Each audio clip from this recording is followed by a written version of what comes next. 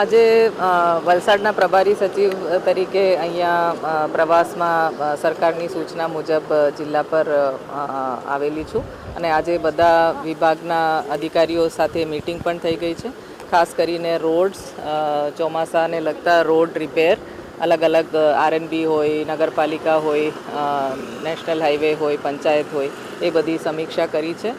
અને બ્રિજીસની પણ already inspection RNB અને બધા ડિપાર્ટમેન્ટ તરફથી કરવામાં આવી ચૂક્યા છે અને જ્યાં જ્યાં જે એક્શન લેવાનું છે બધું લેવાઈ ગયું છે.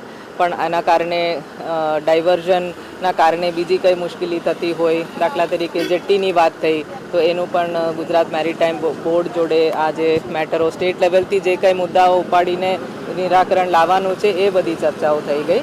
અને જે અલગ અલગ જર્જરિત બિલ્ડિંગો, જે તે વિભાગ હસ્તકના બિલ્ડિંગો પણ બધા પોતપોતાની રીતે એની નિરીક્ષણ કરે. કોઈ પણ જર્જરિત બિલ્ડિંગ હોય તો એની જે એટલી ડેમોલિશ થાય ને તો લોકોને ત્યાંથી ઇવેક્યુએટ કરે, એ બધી સૂચનાઓ આપવામાં આવી છે.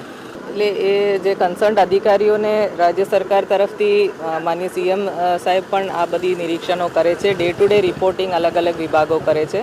અત્યારે અમે અર્બન ડેવલપમેન્ટ ડિપાર્ટમેન્ટમાં હું ફરજ બજાવું છું, તો અર્બન ડેવલપમેન્ટનું પણ અમે ડેલી રિપોર્ટ આપી રહ્યા છે.